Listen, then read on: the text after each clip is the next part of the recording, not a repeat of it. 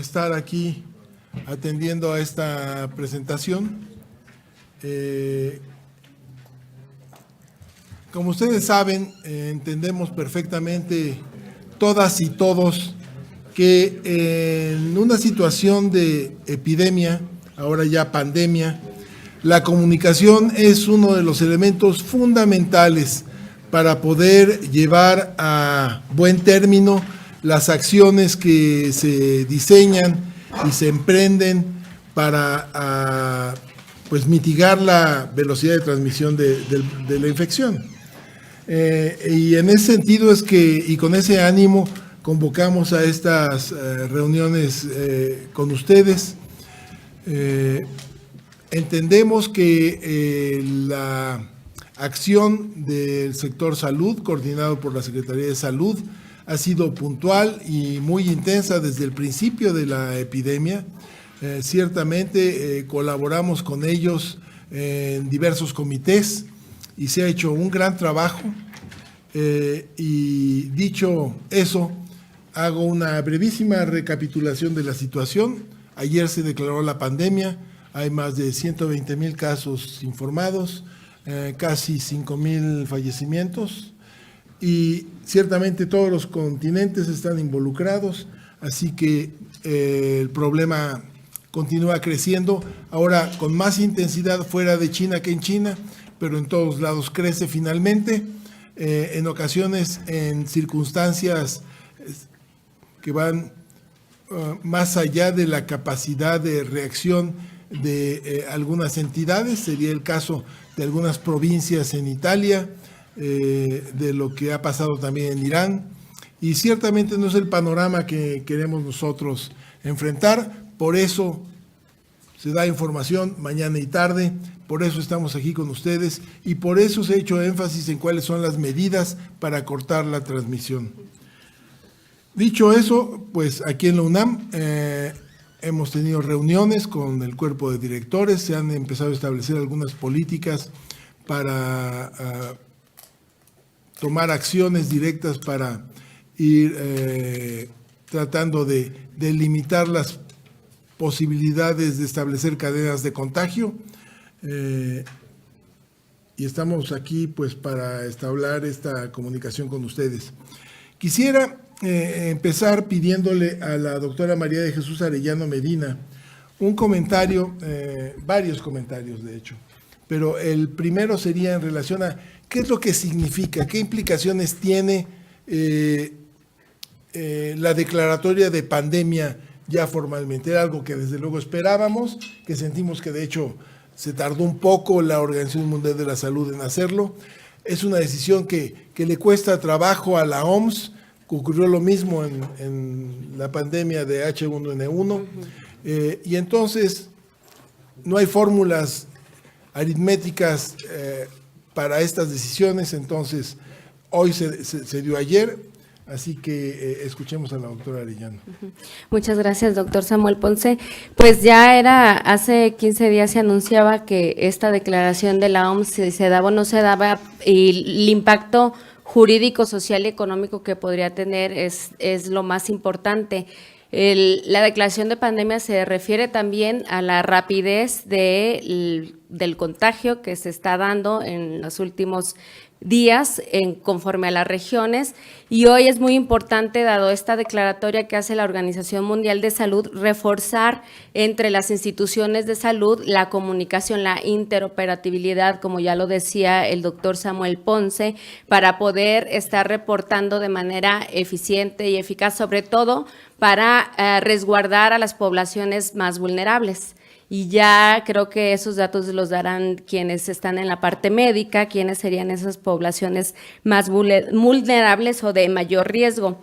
Entonces, este es el impacto más importante. También la activación de los seguros médicos, por ejemplo, para quienes son viajeros, es importante revisar de qué manera están funcionando nuestros seguros para proteger en un momento dado una situación de enfermedad o de atención médica. Entonces, brevemente, esas serían las principales implicaciones y, bueno, es muy importante la actuación de nuestro gobierno mediante la Secretaría de Salud, el Consejo General de Salubridad, para que se adopten las políticas de salud pública adecuadas que respeten mucho también la ética con la cual obtienen la información, se tratan a los pacientes y a nosotros también reforzar nuestra actitud ética ante esta información.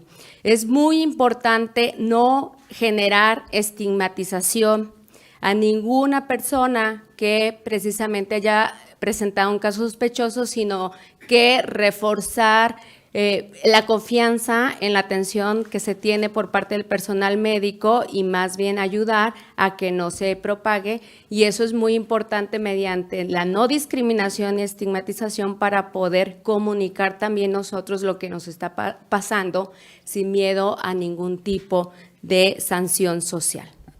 Muchas gracias. Le pediría ahora al doctor Malaquías López Cervantes que nos hiciera un comentario en relación al significado también de la pandemia desde un ámbito un tanto más epidemiológico. Muchas gracias. Bueno, reitero la aseveración de que es un reconocimiento de la realidad. O sea, todos sabíamos que ya había presentación de casos por todas partes en el mundo y entonces se queda uno con la duda de decir, ¿y a poco eso no era pandemia? Pues claro que ya era una pandemia. Pero desde el punto de vista social y el punto de vista económico, hay otras condiciones que yo creo que influyeron mucho en la consideración de esperar a que se diera la declaratoria, como ya dijo la doctora, y luego le agregaría otra más. ¿Qué es lo que le vamos a pedir a los países o qué le pide la OMS a los países cuando dice declaremos una pandemia? Ya los países no se ven en la cómoda posición de tomarlo como les parezca mejor, sino que ya tienen que tomar decisiones. Yo creo que lo que pasó en Estados Unidos ayer y que el presidente Trump de pronto saliera a decir cancelo todos los vuelos que vienen de Europa, es una consecuencia clara de que ya tiene que decir algo y tiene que hacer algo un gobierno. Entonces creo que esto para nosotros es algo que debemos ya tomar en consideración. Todavía estamos viendo un poco de lejecitos lo que está sucediendo, aunque ya tenemos casos, aunque ya tenemos contactos, pero creemos que todavía no hay una transmisión abierta en la comunidad. Yo personalmente tengo mis dudas al respecto. Entonces creo que es el momento de empezar a tomar algunas decisiones y de incluso implementar algunas acciones con el tiempo que sea necesario. El tiempo ahorita está a nuestro favor. Si fuera cierto lo que dice este modelo matemático, que a lo mejor después lo platicamos, de uno de nuestros compañeros de la UNAM, y el día 28 aparece el primer caso sin explicación posible, o sea, transmisión comunitaria, pues ya para entonces nos comió el tiempo y ya lo que hagamos será nada más reactivo. Entonces creo que ahorita podemos ser propositivos, debemos de prepararnos. Por ejemplo, las universidades en Estados Unidos están diciendo, vamos a cerrar y nos pasamos a hacer trabajo desde el domicilio vía internet. Bueno, ¿qué tal si llegara el escenario para nosotros? Pues de una vez lo vamos preparando. No que nos suceda que dice, ¿y ahora cómo le voy a hacer? Porque ya dijeron que no venga a la escuela. Entonces, esas cosas, estamos a tiempo. La declaratoria de pandemia nos pone en la necesidad de considerar algunas opciones y decisiones que no parecían obligatorias ayer. Pero nada ha cambiado de ayer a hoy, excepto la declaratoria, y ya vemos como opciones la acción social importante.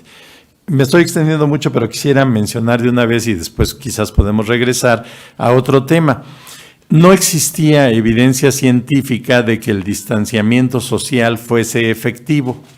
Pues claro, pues la humanidad por primera vez con toda la tecnología y con todos los medios que tenemos hoy se enfrenta a un problema de esta naturaleza. Era imposible haber estudiado la epidemia de influenza de 1918 como podemos hoy estudiar esto. Anoche empezó a circular un primer trabajo que dice que en China tuvieron un 60% menos de lo que hubieran tenido gracias al distanciamiento social como lo implementaron. Fue demasiado dramático. Yo no veo en México condiciones sociales para algo como eso, pero les ahorró más de la mitad de lo que hubiera sucedido. Y todavía más interesante, dice, si lo hubieran hecho 3 semanas antes, hubieran bajado otro 60%. O sea, hubiera sido la cuarta parte de lo que se vio. ¿Será cierto? ¿No será cierto? Bueno, vamos a probarlo, pero es la primera vez que tenemos evidencia científica de que sí sirve tomar este tipo de decisiones. Entonces creo que ya no es nada más decir, pero nos van a costar caras económicamente, pero la gente se va a molestar. Pues yo creo que ya vale la pena que la consideremos y que veamos qué caminos puede haber. Claro, muchas gracias. Claro que 3 semanas antes no estaban las condiciones para tomar esa situación. Entonces, le pediría en relación a viajes, que es un tema que ciertamente despierta pues inquietud, interés, un comentario al doctor Jorge Baruch para ver que nos platique sobre esto.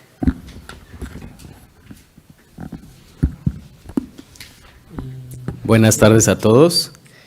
Bueno, a mí me gustaría enumerar 4 acciones relevantes que ha instaurado o con las cuales ha colaborado e incentivado la Clínica de Atención Preventiva del Viajero, la UNAM. La primera, y creo que la más importante en este periodo, es la colaboración con el Centro de Enseñanza para Extranjeros para implementar un procedimiento de atención para la bienvenida de los estudiantes extranjeros que se inscriben en esta institución. Este programa se adaptó de un proyecto de investigación que venía trabajando ya la Clínica de Atención Preventiva del Viajero en cuanto a incidencia y factores asociados a enfermedades en los estudiantes extranjeros con residencia temporal. Más o menos se han recibido alrededor de 300 estudiantes en el Centro de Enseñanza para Extranjeros, aquí en Ciudad Universitaria, muchos de ellos provenientes de la región de Asia, incluidos Corea del Sur, China, Japón, Italia, en fin, de muchas partes del mundo están procediendo para estudiar el idioma español y la cultura mexicana. Se ha colaborado en el proceso de inscripción para hacer una revisión sistemática a todos ellos, médica, y dar seguimiento puntual a cada uno de los casos para ver si es que se presentan signos o síntomas respiratorios, en especial que nos interesan con respecto al COVID y otro tipo de situaciones como la contaminación del aire, cómo es que afecta a este tipo de estudiantes.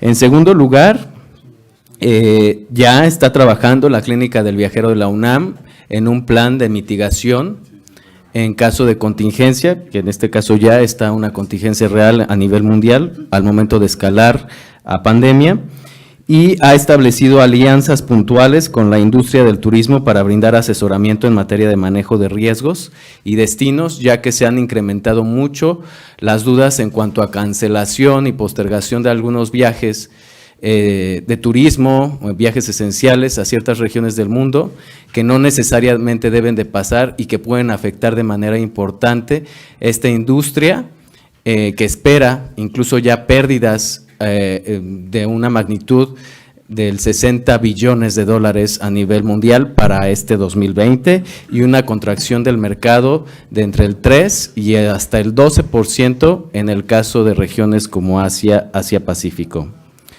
El tercer punto es que hemos ya iniciado el acercamiento con autoridades del deporte con la finalidad de compartir estrategias de prevención de riesgos en atletas de alto rendimiento.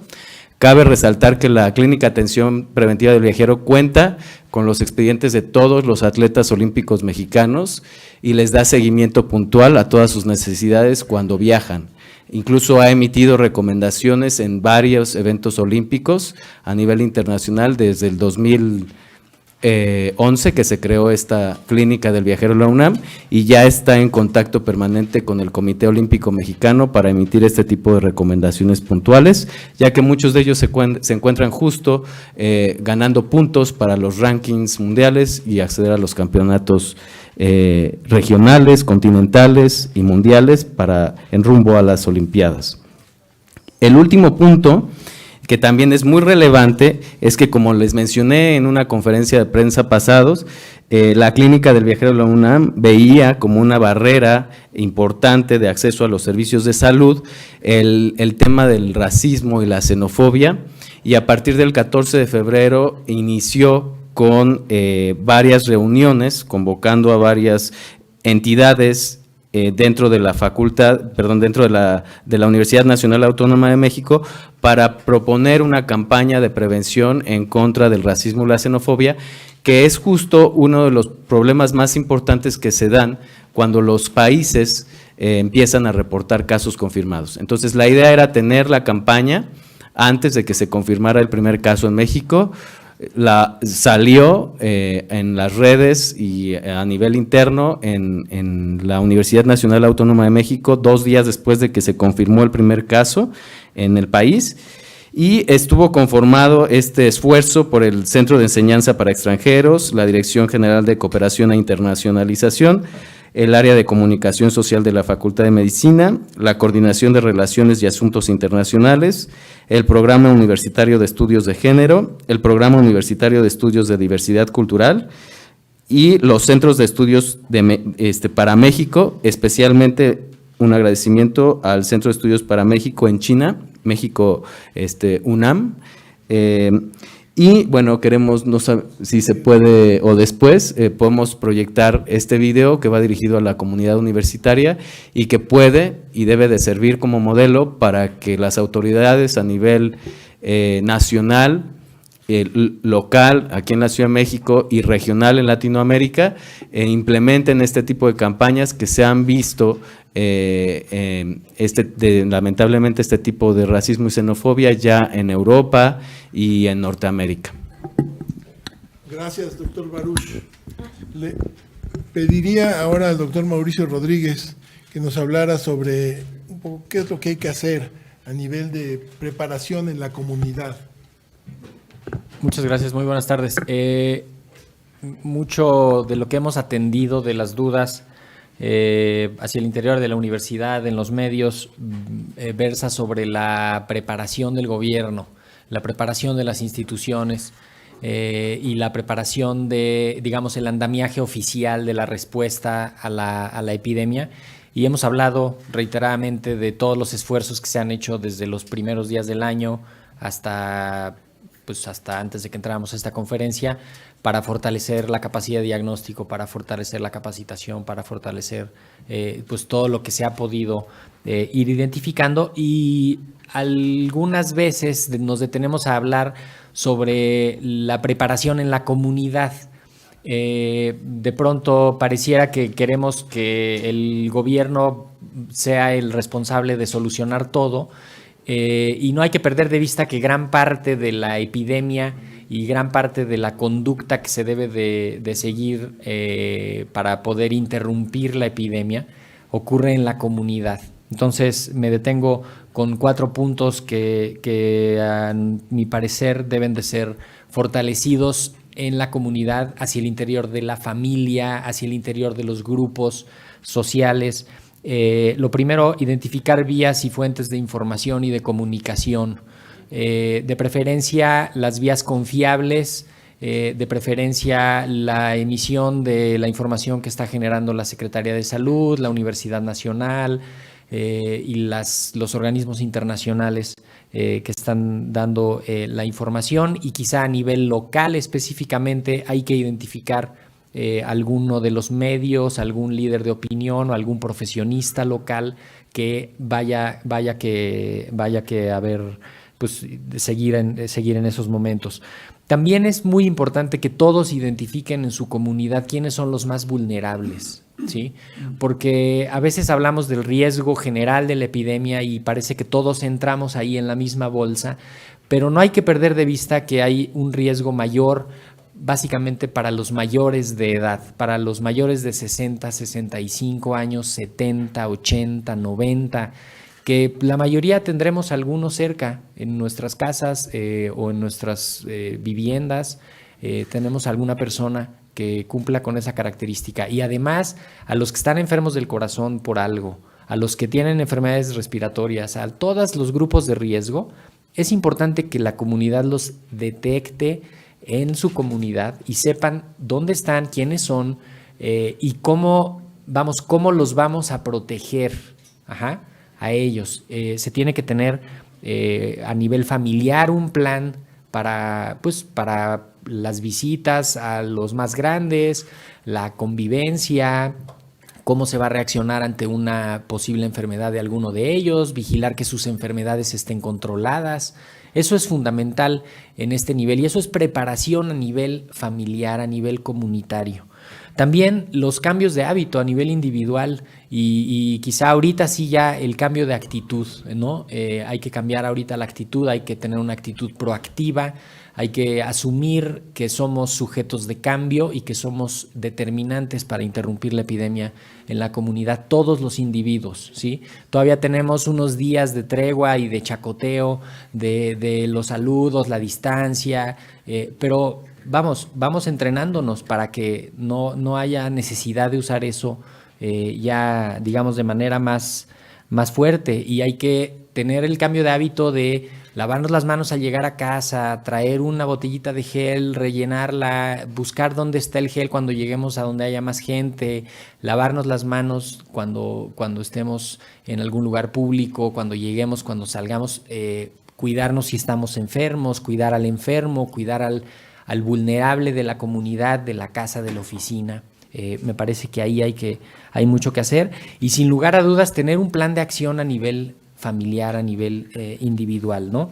Hay que saber qué vamos a hacer con la familia, con los miembros de la familia, dónde están, quiénes son, quién tiene alguna enfermedad que haya que cuidar más, simplemente cómo nos vamos a proteger entre todos. Esa es básicamente la parte de la preparación.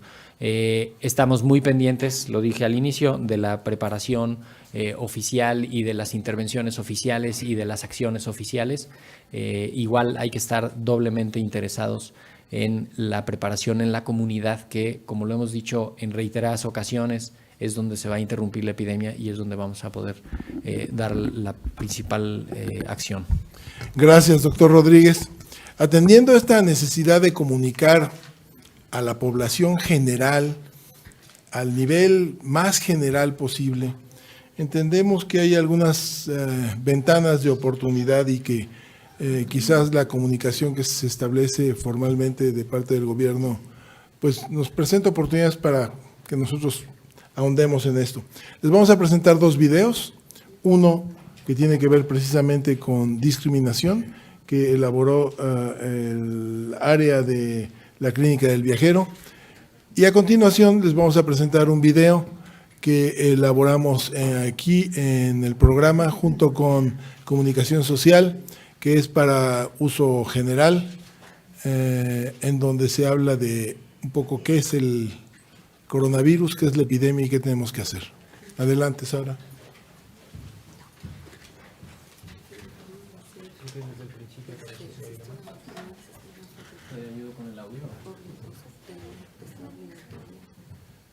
¿Cómo?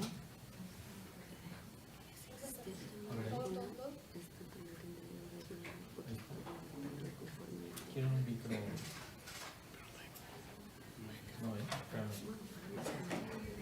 Cuando empecé a vivir aquí, me enfrenté a muchas cosas interesantes. Siempre pensé que... ¿Quieres ponerle el micro ese? Le pongo el micro. A veces escucho a personas murmurar a mis espaldas. Cuando me enteré que por el color de mi piel y por mi nacionalidad, la gente no quería hablar conmigo, me puse muy triste. Y es que las enfermedades no son exclusivas de un solo país. Todos somos iguales.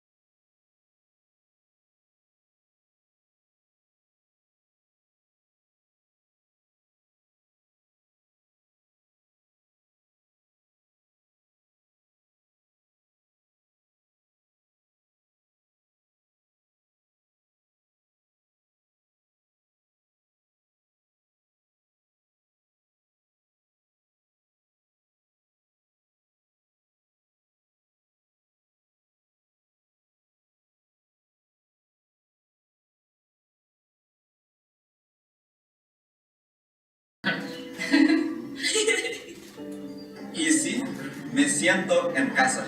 Hay que aprender a convivir todos con respeto.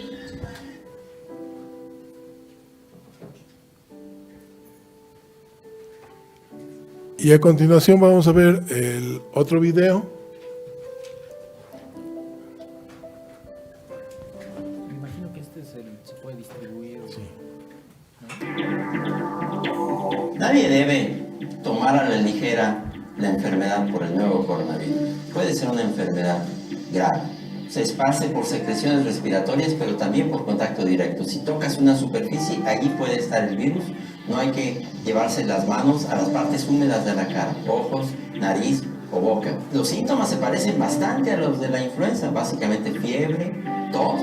Van a ser muy difíciles de distinguir, pero cuando está una pandemia intensa, podremos saber que muy probablemente eso se trata más bien de coronavirus. Hay mucho que hacer por la prevención. Higienizar nuestras manos frecuentemente. Ya las autoridades nos tendrán que decir en qué momento tengamos que hacer acciones de distanciamiento social. No hay que hacerlo antes de tiempo. Las autoridades nos van a estar dando la información más veraz posible. No hay que salir a hacer compras de pánico. Los cubrebocas o las mascarillas convencionales de las farmacias no te van a ayudar. Esas son para etiquetar a los enfermos. Los cubrebocas de alta eficiencia, como los que se ocupan en los hospitales, tampoco funcionan para las personas en la comunidad, funcionan exclusivamente en los hospitales. Tampoco hay que pretender que eso te va a servir. Te va a servir estar en buenas condiciones físicas, porque esta enfermedad va a tratar mejor a quien se encuentra físicamente mejor. Pero hay buenas noticias también, en que la mayoría de las personas no van a tener una enfermedad grave, es lo que se conoce como el 80-15-5. 80% o no van a enfermar gravemente o van a tener un cuadro completamente asintomático que muy probablemente no los va a llevar ni a ver a los doctores. El 15%, sin embargo, van a tener un cuadro más intenso, parecido a la influenza. Ese 15% tampoco se van a enfermar de gravedad. Lo que es más preocupante es el otro 5%, que es una proporción baja, que van a necesitar un tratamiento intensivo en los hospitales. Para que eso no ocurra, hay que actuar en la prevención. E insisto, al final, informarnos adecuadamente, no esparcir información falsa y esperar a que las autoridades nos estén dando información de cómo está la actividad para conocer de eventuales acciones de distanciamiento social que nos tengan que indicar. Muchas gracias. Bien, entonces estoy seguro que estos videos eventualmente los podemos compartir, desde luego, para que los pasen en lugar de anuncios de papitas, por ejemplo. Muy bien, estamos listos. La primera pregunta es Jorge Muñoz de TV Azteca. Gracias, acá atrás de las cámaras. Buenas tardes. Quisiera saber si esta comisión integrada por todos ustedes recomendaría al gobierno mexicano lo que ya están haciendo nuestros vecinos, como Estados Unidos, por ejemplo, Guatemala, en el sentido de cancelar el tema de vuelos de Europa, eventos masivos, y podrán argumentar que cuesta muy caro y que económicamente nos va a pegar. En Estados Unidos ya cancelaron la NBA. Saber si el fútbol mexicano tiene que seguir, si otras ligas tienen que seguir. Y, bueno, saber si en realidad se puede abrazar o no, como dijo hoy el presidente.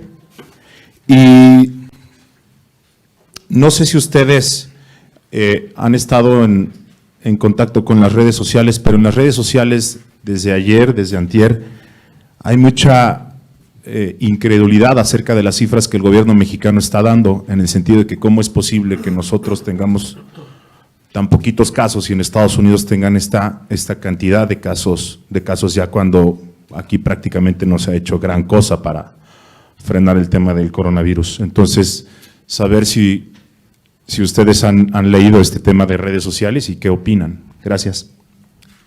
Muchas gracias por la pregunta. Déjenme intentar resolver alguno de estos puntos. También le pediría al doctor Malaquías López que nos hiciera un comentario. En relación a la cancelación de eventos y viajes, ciertamente nosotros podemos hacer algunos planteamientos. Ya señalaba el doctor Malaquías López Cervantes, nosotros tenemos desarrollado un modelo matemático que calcula que va a empezar a ser evidente la transmisión autóctona a partir del 21 de marzo, hacia finales de marzo, quizás principios de abril. Esto implica que está habiendo una transmisión en este momento que no vemos, pero que ciertamente está ocurriendo. En ese sentido, sí pensamos que este es el mejor momento para empezar a tomar este tipo de acciones, desde luego paulatinamente y desde luego también en función del mejor interés para la salud pública más que para la política. Y en ese sentido, en la universidad, a partir del 23 de marzo, vamos a tener ya una suspensión de algunas actividades que congregan multitudes. Entonces, vamos a dejar de tener seminarios, simposios, eventos, entregas de diplomas, entregas, juntas grandes, todo eso se va a suspender y de la misma manera se van a cancelar paulatinamente también a partir del 19 los viajes internacionales. No queremos decir con esto que los viajes se deban de interrumpir en el ámbito de la universidad para seguridad de los estudiantes, los académicos y los trabajadores. Consideramos que es conveniente dejar de recibir estudiantes y de la misma manera que dejen de salir los estudiantes afuera. La medida no implica y no quiere decir que se tengan que cancelar los viajes, porque no es una recomendación que pensamos sea razonable hacer. Cerrar los aeropuertos es una medida que no tiene efectividad en función de que las fronteras son absolutamente porosas, son casi una ilusión en muchos casos, y más cuando estamos tratando de contener una infección que de hecho, como ya comentamos, está en el territorio nacional extendiéndose de una manera no evidente. De la misma manera, pues desde luego cada quien sigue teniendo la libertad de abrazar o saludar a quien se deje, pero no es una práctica que nosotros podamos recomendar. Sobre las cifras, el tema es muy interesante porque lo que yo diría, yo no pienso que estén escondiendo ningún dato. Enfatizaría que lo que yo veo en el desarrollo de la actividad respecto a la epidemia ha sido completamente transparente y sabemos día a día lo que va sucediendo por los informes que son reales. En donde tenemos una diferente opinión es cómo interpretar los datos que están generando las áreas de vigilancia epidemiológica. Resulta que se han hecho pocas pruebas en el país. Se han hecho pocas pruebas en una población muy acotada por la propia definición.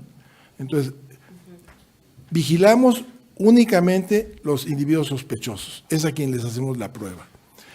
No sabemos qué hay más allá de estos individuos sospechosos. En ellos confirmamos o descartamos, pero más allá no sabemos qué es lo que está ocurriendo. Hay estudios muy pequeñitos de algunos contactos, hay algo que ciertamente nos indica que el problema no ha alcanzado una magnitud significativa, que son los resultados de la vigilancia que se mantiene en el Instituto Nacional de Enfermedades Respiratorias, que es una ventana pequeñita, pero es una ventana que nos permitió identificar que andábamos en problemas en 2009, y en este momento en el INER no estamos viendo un reporte ni identificación de este tipo de casos. Esto no quiere decir que no esté ocurriendo. Entonces, si alguien quiere ver la fotografía y dice, esta es mi fotografía, este es mi programa, estas son mis sumas y restas, ahorita no veo transmisión, está bien. Nosotros estamos viendo la fotografía un poco diferente porque pensamos que sí hay algo más allá, atrás de la fotografía.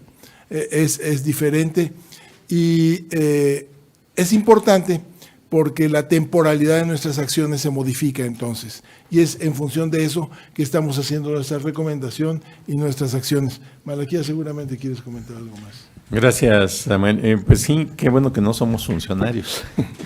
Estamos aquí en la universidad y entonces nos podemos dar el gusto de ver las cosas con una mayor amplitud y quizás en algún momento hasta con mayor serenidad. Miren, les voy a poner un ejemplo abundando en lo que está diciendo el doctor Ponce de León. En California, hace más de 10 días, se reconoció la aparición de casos en la comunidad que no tenían un origen que pudiera ser explicado. Es decir, no tenían contacto con alguien que vino de China o de Italia, o no eran parientes o conocidos de alguna persona que ya se supiera que tenía coronavirus, sino que dicen, pues no sé, yo de pronto me sentí mal y se comprueba que tienen el virus. Eso es transmisión comunitaria. Y eso sucedió en California. Entonces, ¿podríamos o no creer que el virus cruzó la frontera? Yo diría que sí. Entonces, ese escenario no lo teníamos hace 2 semanas y seguimos viviendo como si nada más tuviésemos los casos confirmados que han sido detectados y sus contactos, pero ya podríamos tener otro escenario. ¿Cómo podríamos saberlo? Si, por ejemplo, se enferma un joven y lo único que tiene es una calenturita y se le pasa muy rápido, no va a ir al doctor, no vamos a saber qué es lo que está pasando. Yo creo que ahí es donde viene la situación que se ha comentado acerca de las dudas que hay sobre la cantidad de pruebas que se hacen en México. No estamos haciendo pruebas más allá de los casos y sus contactos. No estamos pensando que puede haber en la comunidad algo. No la vemos aquí, como dice el doctor Ponce de León. No hay casos en el INER que pudiéramos nosotros decir, miren, ahí está la prueba como sucedió en la epidemia de influenza. Pero ¿qué tal Tijuana? Esa es la frontera. Y podríamos o no poner allí algún sistema de pruebas aleatorias que en una de esas son como la trampa del ratón y lo atrapan. Y que nos demos cuenta de que hay alguien que está pasando el virus, pero que no está siendo reconocido como contacto. ¿Puede eso suceder? Sí. De hecho, antier se descubrió en Puebla una persona que vino de Alemania, que estaba dando capacitación a los trabajadores de la planta de automóviles y tenía el virus, pero no tenía signos y síntomas. Entonces, dice uno, ¿y cómo le hicieron para saberlo? Pues eso fue una detección de la empresa.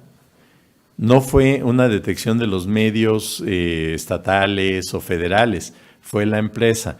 Entonces, este señor pudo haber contagiado gente en Puebla y puede haberse iniciado ya esto. Yo creo que en la conferencia que hubo hoy en la mañana ya se empezó a hablar de esto, ya se empezó a pensar cómo se puede abordar un cambio de fase. Ya no estamos nada más en la primera fase, ya no es nada más los casos y sus contactos, que son unos poquitos, sino que tenemos que entrar en otra etapa. ¿Es un pecado no haber hecho pruebas? Yo diría que no, como dice el doctor. ¿Por qué las vamos a hacer? Yo no sé si ustedes lo sepan, pero una prueba de estas cuesta, según los japoneses, como $150. Entonces no podemos andar haciendo esas pruebas así de pásele, no gusta que le hagan una detección de coronavirus, pues eso sería tirar dinero a la basura de una manera irresponsable. Pero sí se puede actuar de manera responsable. Y nosotros recomendaríamos, creo, desde la UNAM, pues que se empiece a pensar un poco, como dicen los jóvenes de hoy, fuera de la caja. Y que empecemos a imaginar las formas en que puede cambiar el escenario. ¿Qué tal si tiene razón el que hizo el modelo que está presentando la UNAM y que de veras en 2 semanas aparece algún caso que está originado en la comunidad? Para entonces ya nos rebasó la situación. Y si en ese momento empezamos a decir, oigan, ¿y qué tal si cerramos? Pues mejor vamos a pensarlo desde ahora. Como dijo el doctor, ya la universidad está considerando que hay una serie de eventos que no pasa nada si se cancelan. O a lo mejor sí pasa, ¿no? Va a haber algún chavo triste porque no hay un concierto. Bueno, pues vamos a darle un video para que se le quite la tristeza. Pero tenemos que ser ya anticipatorios. Tenemos que estar ya imaginando un horizonte que si logramos evitarlo, qué bueno. Y no vivir ese escenario y encontrarnos en una situación complicada. Miren, el doctor ya también habló de otra situación, creo que fue el doctor Mauricio. Dice, llega un joven, se contagia y eso se le va a pasar en 2 días. Pues sí, pero tiene abuelo. Y regresa a su casa y contagia a su abuelo y a lo mejor su abuelo se muere. Entonces, creo que tenemos que ir más allá. No es nada más el gobierno, somos nosotros. Cuando les decimos, oigan, hay que lavarse las manos, dicen, no, otra vez salen con lo de las manos. Bueno, de veras, a ver, díganme, ¿cuántas veces se han lavado en las últimas 24 horas las manos? ¿Sí? Hemos tenido el cuidado de no estar tocándonos. Digo, yo enfrente de todos ustedes me he estado tocando los ojos y la cara repetidamente y he visto que ustedes también. Entonces tenemos que interiorizar ese tipo de condiciones y empezar a cambiar ahorita. Porque si queremos cambiar en 3 semanas o en 4 o en 5, va a ser tarde. Sí, así es importante esta comprensión de que la educación y el mensaje tiene que ser paulatino, sostenido para que evidentemente se modifiquen las prácticas. El hecho, además, es que efectivamente en términos de la actividad académica de la UNAM ya se inició formalmente la planeación de continuar actividades por vía en línea para estar listos si acaso fuera necesario tomar alguna otra medida. Exacto. Sí. Tengo el material. Fanny Miranda, de Milenio. Buenas tardes. Sí, justamente iba a preguntar si se estaba analizando esta posibilidad de interrumpir las clases y seguirlas en línea. ¿A partir de qué fecha más o menos sería? También respecto a los estudiantes del extranjero, ¿estos cuándo llegaron? ¿Y hay sospechas de que alguno tenga el contagio, esté contagiado, o es solamente para descartar? También nos decía doctor Ponce de León que esta declaratoria se emitió tarde. ¿Cuáles serían entonces las consecuencias de que la pandemia se haya emitido tarde? Y también al doctor Malaquías, alcancé a escuchar que, no sé, quizá lo entendí mal, que dudaba entonces de que solamente existieran estos casos. Creo que ya adelantó algo en la respuesta anterior. Gracias. Bueno, evidentemente no hay una fecha. Estamos planeando ir escalando a actividades. Estamos ahorita planeando cómo va a ser la organización de la actividad académica en línea. Estamos planeando, sí, ya con una fecha definida, suspender actividades masivas. Y vamos a ir viendo cómo se desarrollan las cosas. Efectivamente, como ya se apuntaba, esto se puede prolongar unas semanas, pero si empezamos a ver qué se hace, estaremos listos en el momento para hacerlo. Simultáneamente tenemos una campaña intensa. Un ejemplo son los 2 videos que acabamos de mostrar para nuestra comunidad y también para la sociedad en general de cuáles son las medidas de prevención para evitar la transmisión. Perdón, ¿y serían todos los lugares y campus? Sí, claro, desde luego. En el campus de aquí y los demás campus fuera de todas las escuelas, sí. Bueno, perdón.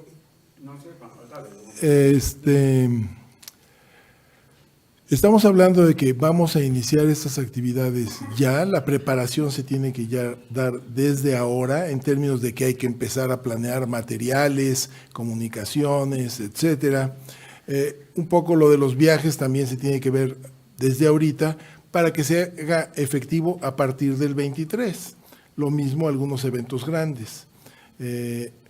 Los eventos más grandes, algunos, estamos viendo cómo está la situación. Ahí vamos a ver en términos de... no hay una definición en este momento en virtud de la misma situación actual en términos, por ejemplo, de los conciertos del fin de semana. Entonces, esto vamos a ver cómo va a ocurrir. Ciertamente... hay concierto este sábado y domingo. Vamos a ver cómo viene la semana para después. ¿Ok? Perdón. Sí, Malaquías. Bueno, nada más agregar, bueno, miren, los Juegos del América deberían de cancelarse ya y nada más dejamos los de los Pumas, ¿no? Pero lo que sí quiero adelantar es que si mañana se supiera que hay un caso en Guadalajara, pues tendríamos que empezar a actuar ya mañana, ¿no? No podríamos estar esperando. Ahorita suponemos que estamos todavía con un tiempo de plazo en el que la transmisión comunitaria podría no estar ocurriendo o mantenerse a un nivel muy bajo y nos da tiempo para hacer todos estos preparativos. Pero yo creo que no es nada más la UNAM. Igual y la UNAM pesa mucho en el escenario nacional y dicen, oigan, ya empezó la UNAM y empieza una cascada. En Estados Unidos sucedió, Harvard cerró y en cascada cerraron todas las universidades. Ahora, ¿por qué cerró Harvard? Porque tenía ya 2 personas que habían sido demostradas como positivos. Ahora ya tienen más de 2. Pero ya todo está cerrado y ya hasta los estudiantes, allá los estudiantes viven en dormitorios y en departamentos y casas que son propiedad de las universidades, ya los echaron para afuera y les dijeron váyanse a su casa. Bueno, eso genera una crisis. Hay quienes no saben qué hacer, quienes no tienen opción. ¿Qué tal si les decimos desde ahorita empiezan a prepararse?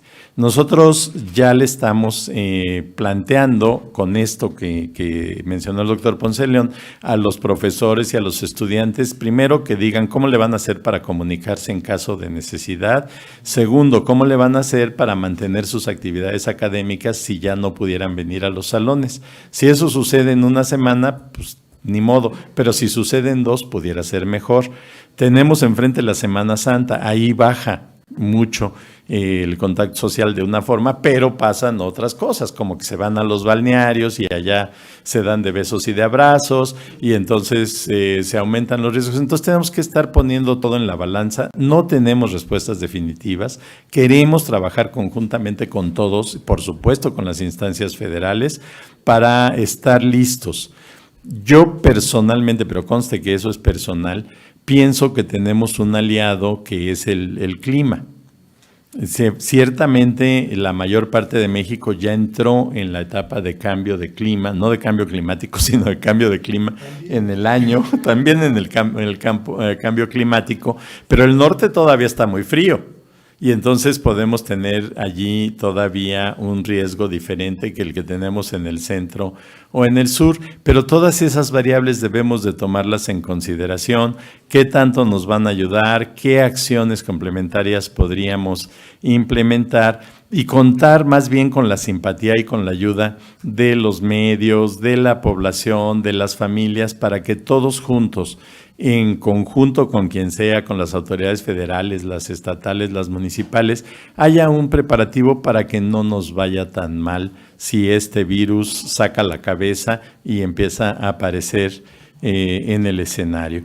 Entonces creo que sí es una buena oportunidad, creo que es el momento de actuar, de hacer entender a toda la gente la importancia de que no tenemos por qué morir de algo que podríamos evitar.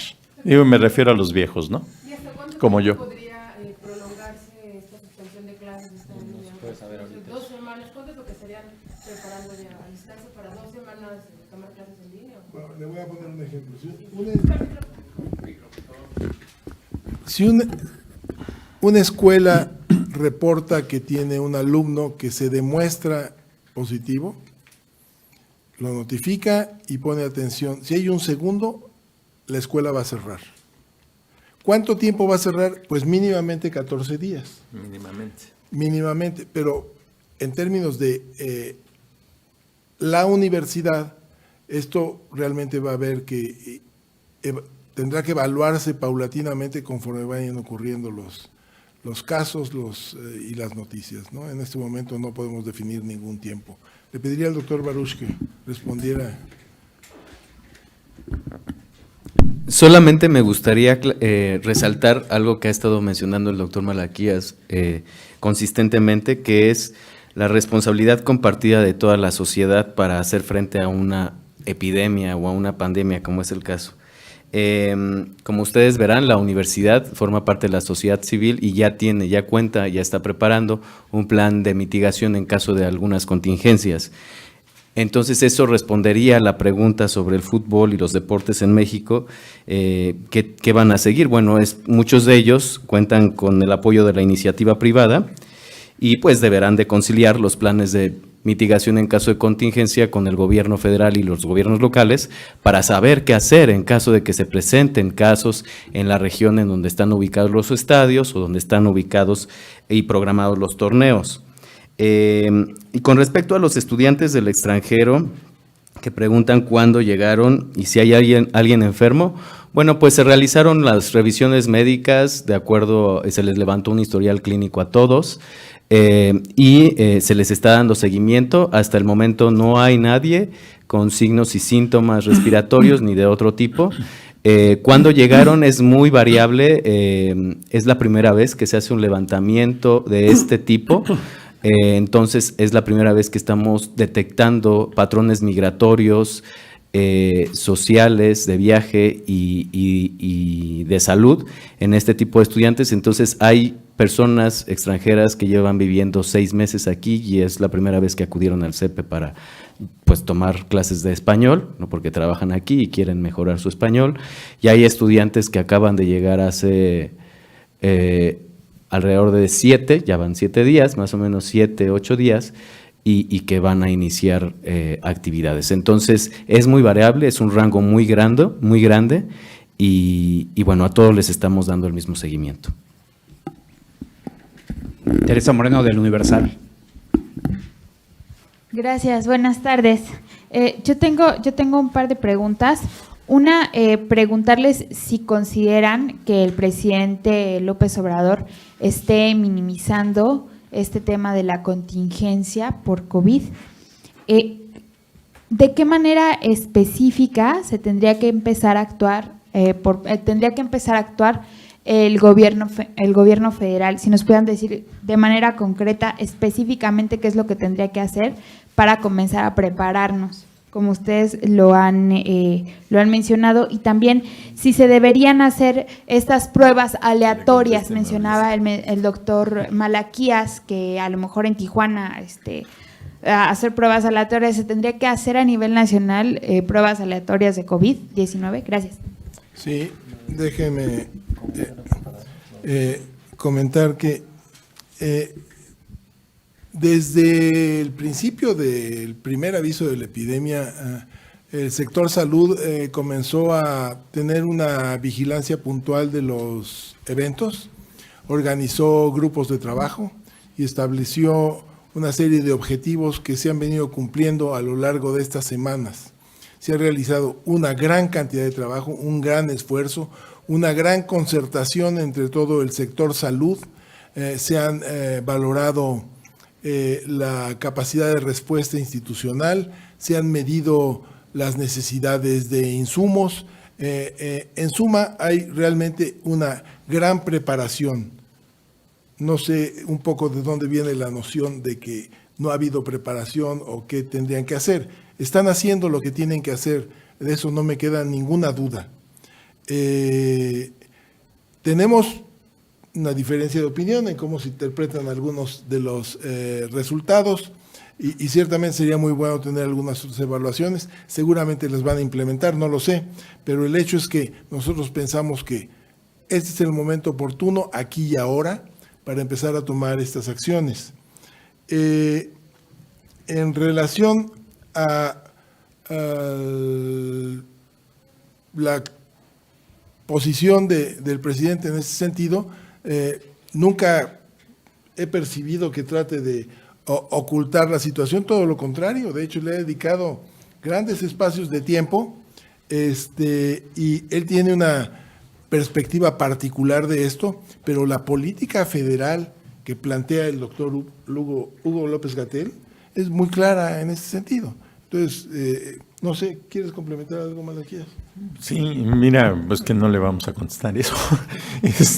No hay necesidad de una confrontación. No estamos aquí para corregirle la plana al gobierno federal, sino para ayudar, como dice el doctor Ponce de León, al gobierno federal en lo que sea posible que nosotros podamos contribuir. Mi idea de lo que puede estar sucediendo en la frontera, pues tiene una serie de argumentos de carácter científico que creemos que pueden ser válidos y que vale la pena. Ahora, no se necesita hacer pruebas de laboratorio necesariamente para poder identificar que, por ejemplo, están apareciendo más personas con infección respiratoria. Pues simplemente hay más infecciones respiratorias. Si lo reportaran los médicos en los centros de salud, si lo reportaran las clínicas del IMSS, si lo reportaran los médicos privados, daría la pauta para sospechar que algo está sucediendo y luego vemos qué es lo que está sucediendo. Pero por otra parte dicen, bueno, en Honduras ya apareció un caso y sabemos que tenemos un flujo migratorio muy importante en el sur. ¿Qué tal si eso lo que nos está diciendo es que los contactos que hay entre América Central y el norte, pues de alguna manera siembran el virus y que luego lo vamos a tener vía los flujos migratorios que tenemos? Hay que estar, insisto, anticipando un poco el futuro. No debemos de menospreciarlo.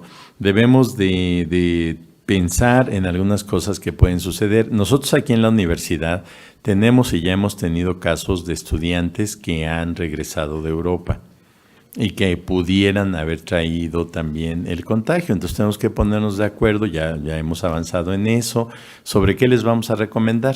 Si ven ustedes que hay un joven, digamos, en Italia y que puede y quiere quedarse allá, ¿para qué lo traemos suponiendo que estuviera infectado para meterlo a su casa y confinarlo ahí con sus papás y con sus abuelos? O sea, no necesariamente es una buena decisión, pero tenemos que platicarla con los propios estudiantes y manejarla con ellos. Yo en la mañana le puse la más atención que pude a la conferencia de prensa y creo que ya se habló de esto y ya se dijo que se está buscando el camino para poner en operación mecanismos de vigilancia que ya nos hagan pensar si estamos cambiando de etapa en el desarrollo de la epidemia. Entonces, pues esa es la chamba de ellos. Nosotros tenemos que ayudar, como les digo, ¿no? No sé quién me decía que, uy, qué padre, ahora que ya no pueden volar de Europa a Estados Unidos, se van a venir a México y entonces vamos a tener una oportunidad de negocios, ¿no? Bueno, la pregunta sería, ¿y qué tal si eso lo que significa es que nosotros tenemos un incremento del riesgo de importación de casos, ¿no? Pero también de nuevo en la conferencia se habló de que ahora sí ya en los aeropuertos se va a fortalecer la red de detección de personas que estén arribando y que pudieran venir con contagios. No sé qué haríamos si vienen con el contagio, ¿no? Si los subimos al avión y les decimos que se regrese o a dónde lo vamos a llevar, pero por lo menos lo vamos a saber. Entonces creo que lo importante no es decir de manera tajante qué se debe de hacer y cuándo se inicia y cuándo se termina, sino que empecemos a explorar conjuntamente todos cómo vamos a manejar esta situación. Y quizá, perdón, es, o sea, muy reiterada la idea de que no hay preparación. Me parece que ustedes tienen una responsabilidad también de transmitirle a la población toda la preparación que sí hay, con hechos, desde los primeros días de enero. Creo que eso nos lo pueden preguntar 200 veces. Les ayudamos a formularlo con argumentos. Hay una parte técnica para la que sí está preparado el país. Nadie está preparado para lo que pasó en China. No, nadie está preparado para eso. Pero estamos preparados, en los estados ya están haciendo diagnóstico, en los hospitales ya tienen planes de reconfiguración, ya hay planes ya están los lineamientos para atender a los pacientes, ya hay planes de comunicación. Llevamos 4 semanas hablando de esto. Eso es preparación y todos somos parte de ella. Entonces, creo que sí, ahí es pues simplemente voltear a ver ese vaso, pues no sé si medio lleno, pero pues reconocer esa preparación y seguir con la siguiente etapa de la comunicación.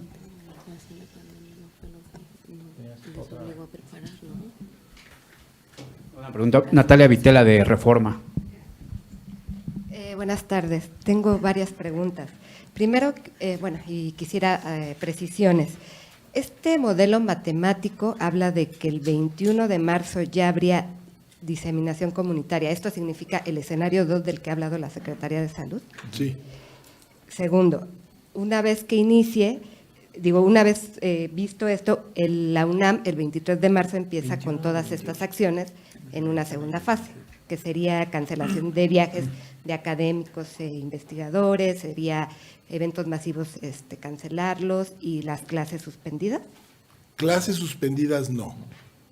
Eventos como los que describimos a partir del 23 de marzo y tiene que ver un poco con el cálculo del modelo matemático y con lo que estamos viendo en el reporte de casos en el país, lo que estamos viendo que ocurre en Estados Unidos, lo que vimos que ha ocurrido en Italia. Ustedes han visto las gráficas de cómo van ocurriendo un pequeño número de casos, alcanza una determinada magnitud y la transmisión se incrementa exponencialmente. Lo mismo ocurrió en Corea.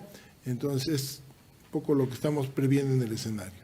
Y, doctor Malaquías, usted hablaba de que ya estamos en el escenario 2. Usted comentaba y textual dijo, tengo mis dudas de estar en el escenario 1. Entonces, sí me gustaría que nos precisara, para que no quede duda al respecto. Y por último, preguntarle al doctor Ponce, quiero que quede claro, o que me quede claro. Las acciones que ha tomado el gobierno han sido las adecuadas desde lo que ustedes han visto, pero dicen, ya es el momento de tomar acciones aquí y ahora para una segunda fase. ¿Eso es lo que el gobierno ya tendría que estar haciendo? Gracias. ¿Qué tipo de acciones? Bueno, hola Natalia. Ya no me sorprende. Pero bueno, miren, no podemos contestar así como si fuera blanco y negro. No podríamos decir la fase 1 termina el 20 de marzo y el 21 empieza la 2. No. Lo que nosotros estamos diciendo es que asumimos que todavía estamos en la primera etapa, pero en algún momento podría darse el cambio. ¿Qué tal si nos empezamos a preparar para el posible cambio? ¿Cuándo va a ocurrir? Pues cuando aparezca el primer caso que, digamos, no tiene origen explicable en los contactos y los contagios. Pero, por una parte, tenemos que exigirle, en todo caso, ahí sí, al gobierno que haga bien la tarea que tiene que hacer, asumiendo que estamos en la primera etapa.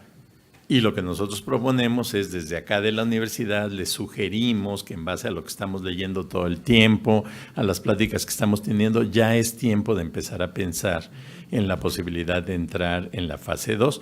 ¿Por qué? Pues porque lo hemos visto, así le pasó a Italia, así le pasó a otros países, tuvieron durante largo tiempo aparentemente 0 y de repente se disparan. Ahora, ¿cuáles son los motivos de los disparos? Eventos masivos. Ahí sí, eso de que va a haber un festival de música que yo no sabía, pues ese puede ser un muy buen momento para contagiar a mucha gente y entonces la semana que entra pues ya entramos en la fase 2, ¿no? Pero lo malo sería entrar de repente sin que nos demos cuenta y sin haber meditado sobre cómo vamos a responder. Lo que estamos nosotros recomendando para la universidad creo que puede servir como punto de partida para que a partir de allí otros, incluyendo las instancias gubernamentales, reflexionen sobre las posibilidades de implementación de acciones complementarias de control. Va a pesar siempre mucho el aspecto, sobre todo, de carácter económico. Porque no solo implica el gasto de decir vamos a comprar materiales para atender enfermos y respiradores y lo que sea. No, implica el costo de decir vamos a cerrar centros vacacionales o vamos a cancelar viajes, etcétera. Y entonces, bueno, el país sabemos que tiene una economía que está pasando un momento difícil y el mundo también. Entonces, adelantarse demasiado con las acciones va a ser demasiado caro. Pero es algo como trabajar así en el filo de la navaja, en qué momento es oportuno tomar cuáles decisiones. Pues mire, a mí no me gusta la música del Vive Latino, entonces yo sí lo recomendaría. Pero más que nada por la contaminación sonora. Pero seamos claros, nosotros realmente no venimos aquí a dar recomendaciones que van más allá de la universidad. Nosotros estamos haciendo públicas las recomendaciones que consideramos pertinentes en este momento para la comunidad universitaria, que desde luego está inmersa en la sociedad, no solo de la Ciudad de México, sino de todo el país. Estas acciones tienen que contemplar una visión de las etapas no tan esquemática, porque no son propiamente... Es un fenómeno biológico, una epidemia extraordinariamente complejo, que para poderlo asimilar de alguna manera lo llevamos a alguna aritmética y decimos, sí, el periodo de incubación es y este es el R0, etcétera, etcétera. Y hacemos un modelo matemático y decimos, bueno, a lo mejor empieza el 21 de marzo y hacemos unas etapas para permitirnos ser más eficientes en nuestro quehacer para contender o para mitigar la transmisión. Pero realmente esto es un continuo. Y entonces tenemos una etapa 1, mientras está gestando la etapa 2, e incluso en algún momento López-Gatell dijo, podríamos ir de la 1 a la 3, podría suceder, Pero ciertamente hay una lógica en visualizar esto como las etapas, pero insisto, no se trata, esto no es, estamos en el cuarto 1 y vamos a cruzar la puerta para llegar al cuarto 2. No es así. Es un escenario mucho más complejo en donde se va transformando, donde se está moviendo el virus por la sociedad. Es un poco lo que va ocurriendo. Y desde ese punto de vista, alguien decía que, bueno, ¿en qué etapa estamos ahorita? Bueno, a lo mejor estamos en la 1.9 o estamos en la 2.1. A lo mejor, desde mi punto de vista, yo creo que andamos como por las 2.3, efectivamente. Pero es un poco también una impresión porque no tenemos datos para justificar. Yo pienso que ni una ni la otra. El 68% decía de que bajó en China la muerte, la propagación de infecciones con el distanciamiento social. Ajá. El punto es el número de casos. O sea, si tuvieron 80,000, pudieron haber tenido 60% más. ¿Sí? Y la otra que pues esa no es factible, pero suena bien, es la de pudieron haber tenido la mitad. Claro, pues ni siquiera sabíamos que el virus era el virus, entonces no podían haberla implementado, pero sí podemos nosotros aprender de lo que pasó allá. ¿Y en China en qué tiempo hicieron Pues llevan más de 2 meses, ¿no? Empezó a finales de diciembre y el distanciamiento apenas están empezando a levantarlo. Ahora, lo que ellos hicieron, pues está muy difícil que lo hagamos nosotros, pero muchas cosas sí podemos. Tengo a Ana Portela de Financiero Bloomberg. Hola, buenas tardes. Bueno, tengo muchas preguntas, pero voy a cortarlas. Entonces, si no voy mal, ustedes lo que están diciendo es tenemos que ser eficientes, con lo cual probablemente en un futuro tendremos que limitar eventos, no sé si cancelar vuelos, pero de momento por un tema quizás económico podemos alargarlo, ¿no? ¿Es así lo que están diciendo? Porque es que si no, a mí, o sea, lo que no entiendo es por qué tenemos que esperar a la fase 3, que haya miles de personas contagiadas y probablemente muertas, para empezar a cancelar vuelos o eventos. Luego, la postura que ustedes tienen hoy de empezar a ser precavidos, empezarnos a preparar, ¿se deriva de este modelo matemático que les ha dado una fecha aproximada o se deriva del hecho de que ayer se declaró ya una pandemia? Vale, de momento eso. A mí nada más me gustaría hacer un comentario adicional sobre, porque no me gustaría que se quedara al aire lo del Vive Latino. Hay que precisar que en este momento no estamos no estamos en las fases, no contamos con evidencia suficiente para entrar a una fase en donde se tengan que cancelar eventos masivos.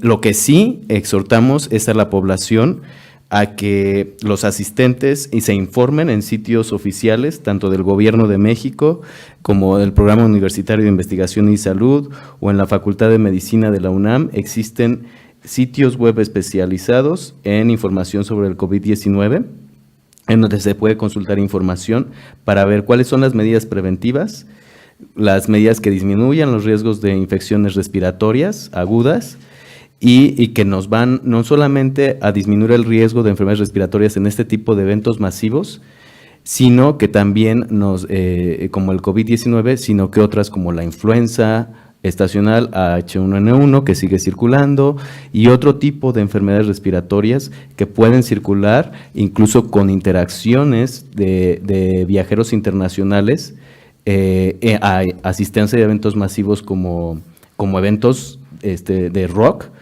como es el Vive Latino, en donde pueden circular incluso enfermedades como el sarampión. Entonces también hay que estar al pendientes de la salud y de las recomendaciones sanitarias para disminuir el contagio de enfermedades vía respiratoria. Entonces esa sería como la precisión en cuanto a eventos de concentración masiva tipo Vive Latino. Muchas gracias por la puntualidad. A ver, voy a repetir, porque ya lo repetí más de 2 veces. El escenario es que estamos entre el 1 y el 2, estamos en ese tránsito. El cálculo del 21 es un modelo matemático que escuchamos, que atendemos y que se suma a la epidemia que estamos viendo en otros países, a lo que estamos viviendo en el contexto internacional y a la información que aquí mismo en México se genera. En función de eso, estamos planteando tener medidas de tipo académico aquí en la Universidad Nacional Autónoma de México, empezar a planear el tener un programa que pudiera ser en línea, empezar a planear actividades que se van a ir disminuyendo en términos de que a partir del 23 de marzo los eventos masivos de los que ya hablamos dentro del campus de la universidad, es la recomendación que hacemos para el campus, no más allá del campus. No venimos aquí a anunciar las medidas que si debe o no debe atender la Ciudad de México.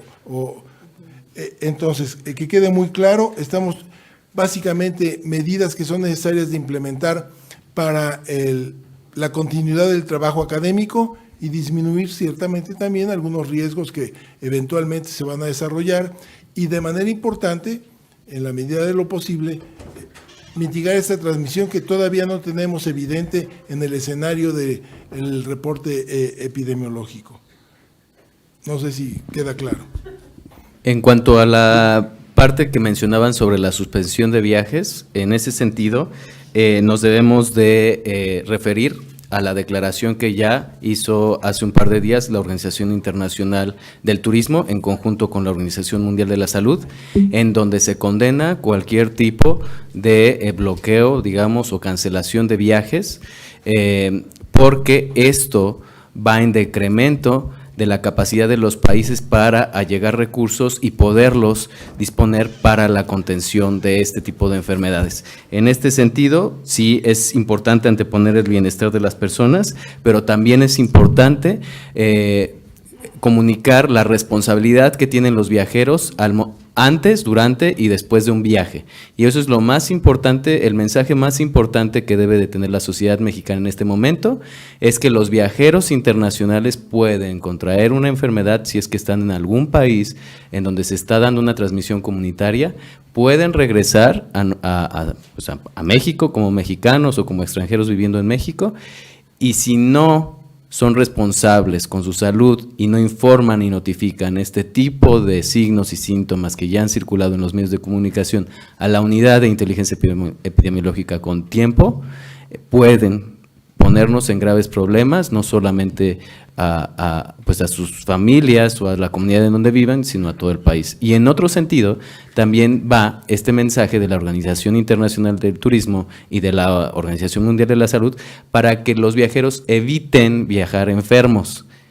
No pueden viajar enfermos, que les quede claro. Si un viajero presenta síntomas o signos de enfermedad, sea diarrea, sea respiratorio, sea un dolor de cabeza, necesitan no automedicarse y solicitar apoyo médico antes de viajar y de ser necesario, pues posponer el viaje.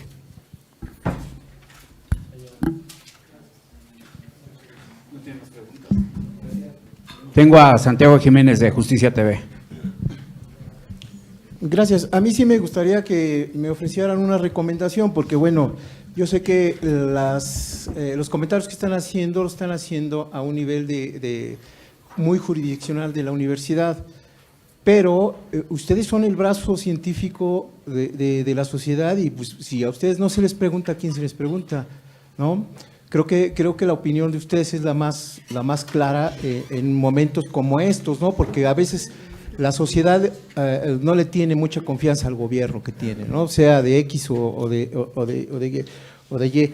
A mí me gustaría saber en qué momento del desarrollo de la pandemia se tiene que pensar en el cierre de las escuelas, no solamente de la universidad, sino del total de las escuelas, porque es un lugar de reunión de chavos.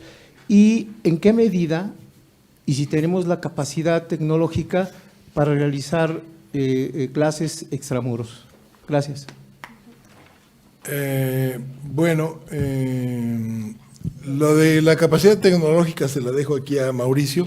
Sí me gustaría decir que no tenemos una fecha determinada en este momento de decir cuándo vamos a cerrar o si vamos a cerrar las clases regulares. En el escenario lo contemplamos, en el escenario vamos preparándonos para hacerlo si es necesario. Va a depender básicamente de entrar a una fase 2 y qué intensidad va a tener esta fase 2. Básicamente de eso va a depender. no podría ser más específico. Y efectivamente entiendo muy bien el planteamiento de decir, ciertamente la universidad es la perspectiva científica de nuestra sociedad en el país. Nos preciamos de eso y creo que lo hacemos muy bien. Y en función de eso, damos este mensaje también. Y en relación a la capacidad tecnológica, pues baste decir que en México el 80% de la población general, entre el 70 y el 80%, tienen un celular, un teléfono inteligente. Asumiría yo, no conozco la encuesta específica para universitarios, que debe ser mucho más alto que el 80%. Entonces, en función de eso, le pido a Mauricio que nos haga un comentario en relación. Creo que justamente la idea de poner ese tema es que se voltee a ver las plataformas que existen y que se comience a pensar en ese tema y que comiencen a identificar la mejor forma de trabajar. Eso lo va a hacer ahí sí casi que cada profesor con su grupo. Lo que le puede servir a un profesor quizá por el tipo de asignatura que imparte o por el tipo de trabajo que se requiere, tiene que ir programando si va a dejar unas lecturas, si va a recibir correos, si va a trabajar en línea. Hay muchas plataformas, la universidad tiene una plataforma en línea muy vasta de cursos ya actualmente en línea, hay muchas herramientas, hay muchas vías de distribución de estos cursos.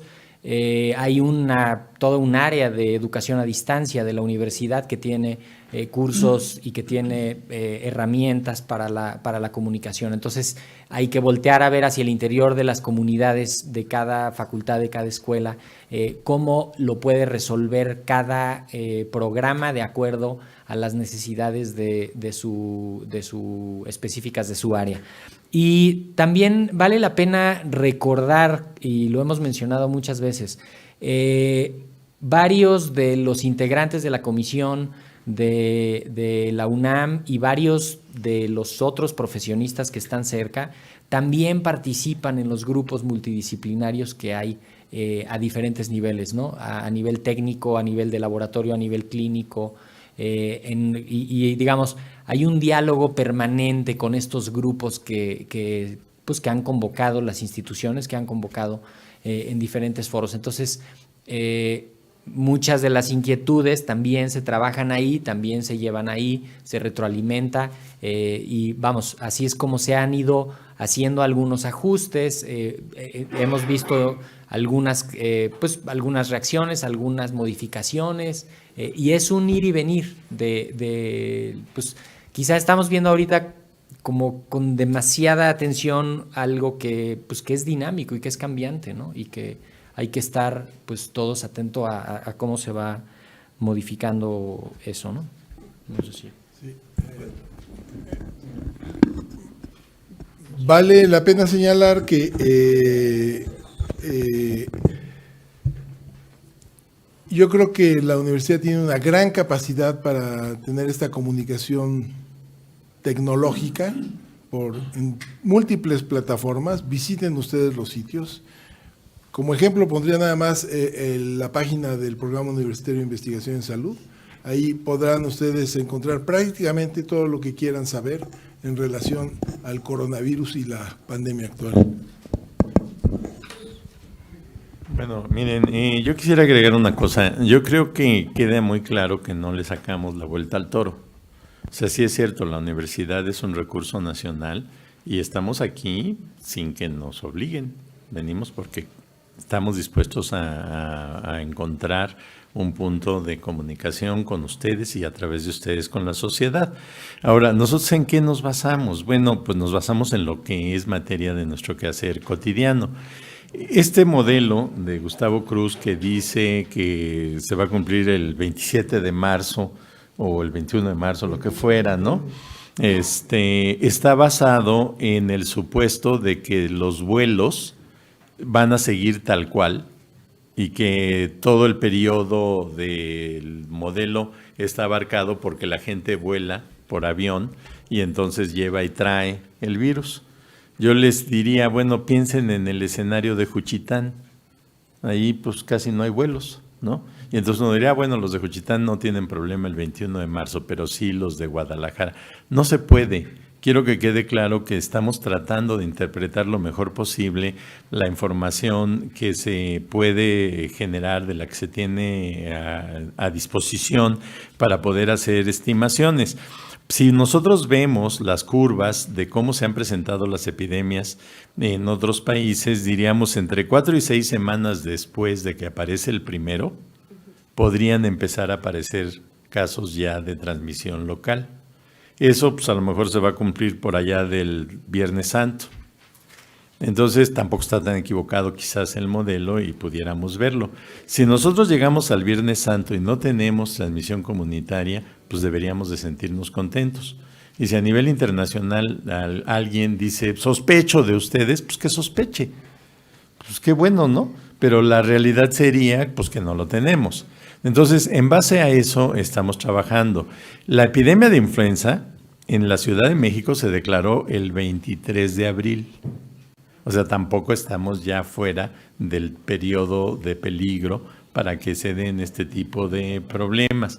Entonces, quiero que quede claro que no es que le estemos sacando la vuelta, pero no tenemos respuestas tajantes y concluyentes y no le podemos venir a decir al gobierno federal, al gobierno estatal, al gobierno municipal, oye, en Zacatlán de las Manzanas no te preocupes, ya todos se rieron, ya saben por qué, porque allí tienen características genéticas diferentes. No, no podemos.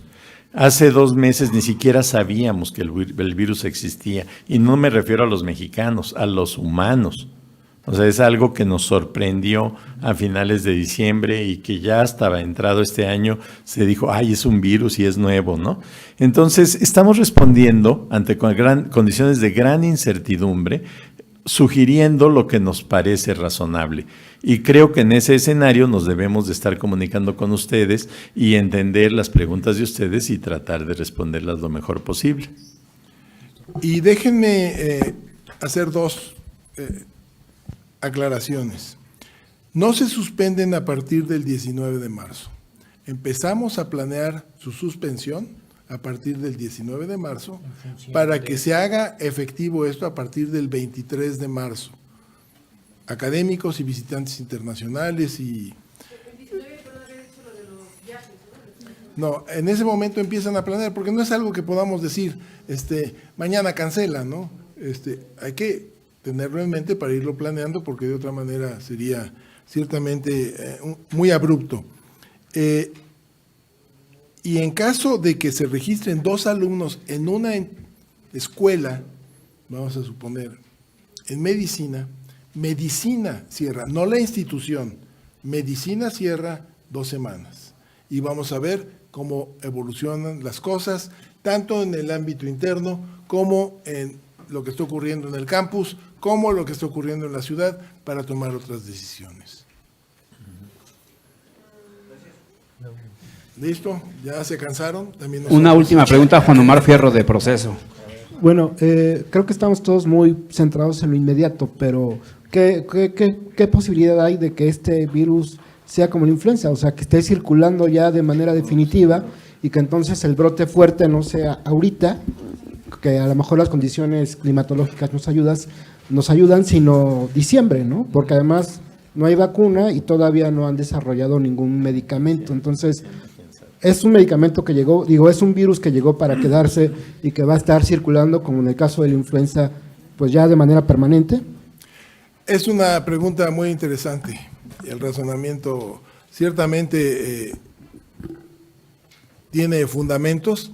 Lo más probable es que el virus se establezca, de acuerdo a cómo ha evolucionado hasta ahorita, de una manera permanente, en una circulación alrededor del globo. ¿Cuánto tiempo le va a llevar recorrer todo? Parece que muy rápido, está llegando muy rápido. Ciertamente va a afectar a la gran mayoría de la población. Ya lo señalaban, diferentes análisis epidemiológicos demuestran que hasta el 70% de la población eventualmente se va a infectar. Esto no ocurre de un solo momento, sino que va a ocurrir, el virus va circulando, así como ha venido de China, Asia, Medio Oriente, Europa, dependiendo de los flujos de viajeros fundamentalmente, cómo llega a Norteamérica. Ustedes ven cómo la costa oeste tiene más casos. Nueva York es un punto particular, pero tenía más casos en general, Washington y California, básicamente por este contacto con Oriente principalmente. Entonces, y así va a seguir, va a evolucionar de Estados Unidos al sur, y no necesariamente solo por esta ruta, pero se va a extender y va a cubrir y va a pasar, va a dejar un grupo de la población inmunizada con anticuerpos y va a volver efectivamente. Va a establecer una temporalidad y vamos a ver cómo va desarrollándose.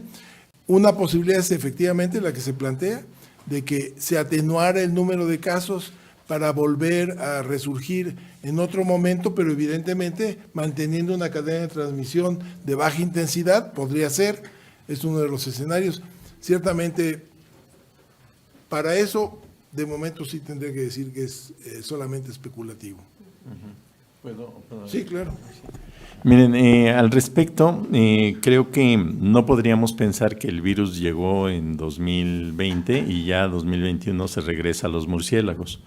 O sea, ya es un virus de humanos, se va a quedar en los humanos y los humanos vamos a tener que adaptarnos, como está diciendo el doctor Ponce de León, gradualmente a la presencia del virus. Ojalá que el brote no fuera ahorita, sino en diciembre, porque a lo mejor en diciembre, si no es que ya tenemos alguna vacuna, a lo mejor también ya podemos tener algún tratamiento para las personas que presentan enfermedad grave.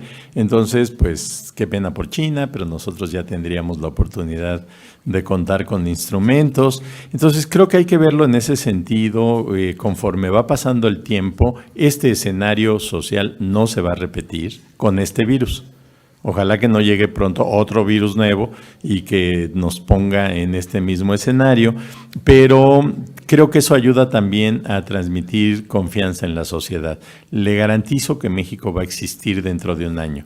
A menos de que me muera, le prometo estar aquí dentro de un año y va a ver que no nos fue tan mal y que sobrevivimos, porque así es la humanidad. Esto le ha pasado a los seres humanos desde tiempos inmemoriales. No es el primer germen, virus, que aparece y que provoca estos problemas.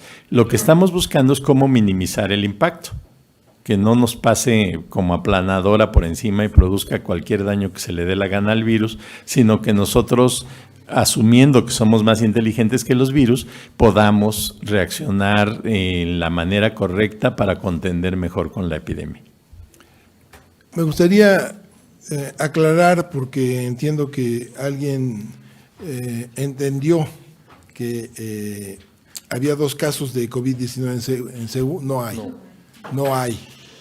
Estamos hablando de una situación hipotética, en algún momento, si llega a ocurrir. No hay en este momento, en nuestro conocimiento, estos casos. No hay cierre de actividades tampoco. Estamos haciendo una planeación de cómo vamos a ir realizando alguna disminución en eventos, en planeación académica y en atención a lo que está ocurriendo ciertamente en el grupo de alumnos, investigadores, profesores, trabajadores, para estar muy atentos en lo que vaya ocurriendo y tomar las medidas oportunamente. Acabamos. Muchísimas gracias por su atención. Muchas gracias a los acompañantes. Gracias.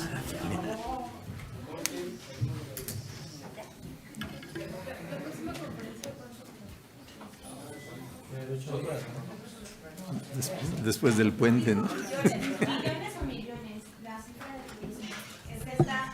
¿De pérdidas?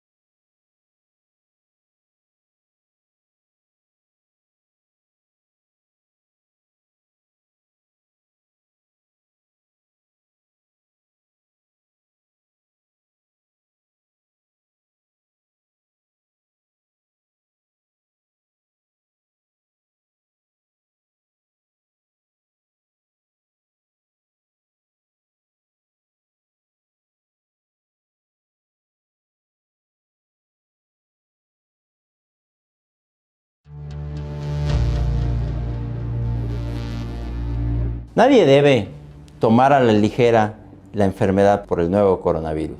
Puede ser una enfermedad grave. Los virus son pequeños paquetes de material genético que toman por asalto una célula, en este caso las células humanas. Los coronavirus son una familia de virus que conocemos desde el siglo XX, pero que seguramente entraron en la humanidad desde los siglos XII, XIII. Hay un ciclo en el que vienen de los murciélagos, que son los mamíferos más abundantes, pasan a un mamífero alrededor de las personas y ese mamífero lo contagia posteriormente y se puede transmitir de persona a persona. Los síntomas se parecen bastante a los de la influenza, básicamente fiebre, tos, van a ser muy difíciles de distinguir, pero cuando está una pandemia intensa, podremos saber que muy probablemente eso se trata más bien de coronavirus. Puesto que no tenemos una vacuna para esta enfermedad, puesto que no tenemos un tratamiento específico, lo que tenemos nosotros es prevención. La prevención tiene que ver con distintos aspectos. Primero, estarnos higienizando frecuentemente las manos, ya sea con agua, jabón, alcohol gel. Evitar tocarnos la cara. Quizás el mensaje más directo sea mejor evitar tocar las partes húmedas de la cara. Es muy difícil condicionarse, pero hay que hacerlo. No hay que salir a hacer compras de pánico de cubrebocas, de mascarillas. Las que te vengan en las farmacias no sirven para evitar la enfermedad. Los cubrebocas de alta eficiencia, como los que se ocupan en los hospitales, tampoco funcionan para las personas en la comunidad, funcionan exclusivamente en los hospitales. Tampoco hay que pretender que eso te va a servir. Te va a servir estar en buenas condiciones físicas, porque esta enfermedad va a tratar mejor a quien se encuentra físicamente mejor. Pero hay buenas noticias también en que la mayoría de las personas no van a tener una enfermedad grave. Es lo que se conoce como el 80-15-5. El 80% de las personas que adquieran esta enfermedad no van a tener una enfermedad grave. Van a tener acaso un cuadro de fiebre, tos, y lo van a superar sin mayor complicación. Hombres, mujeres, niños, lo van a superar sin mayor complicación. Hay esa nota de tranquilidad. El otro 15%, sin embargo, van a tener un cuadro más severo, más grave, como parecido a una influenza más intensa. Fiebre, probablemente inclusive alguna dificultad para respirar que los va a llevar a la consulta, a los hospitales. Ese 15%, sin embargo, se va a resolver también sin problema y casi seguramente van a poder volver a la convalecencia a su casa. El que preocupa es el otro 5%, recuerden 80-15-5. Ese 5% son personas que podrán enfermar con gravedad, que pueden llegar a necesitar terapias con oxígeno, desde mascarillas, cánulas nasales de alto volumen, o inclusive poner un tubo para ponerlos en una máquina para respirar. Y finalmente es muy importante la información. En una epidemia, en una pandemia, puede llegar a ser tan dañino el pánico como la propia enfermedad. A veces es más dañino. Hay que informarnos de fuentes confiables. Las hay. La Organización Mundial de la Salud, el propio Ministerio de la Secretaría de Salud en México, las universidades, los sitios de internet serios. Hay que hablar de la información que da la propia Universidad Nacional y asesorarnos de esas fuentes. Finalmente, tenemos que tener una responsabilidad para no diseminar también información falsa. Hay que actuar en la prevención e insisto, al final, informarnos adecuadamente, no esparcir información falsa y esperar a que las autoridades nos estén dando información de cómo está la actividad para conocer de eventuales acciones de distanciamiento social que nos tengan que indicar. Muchas gracias.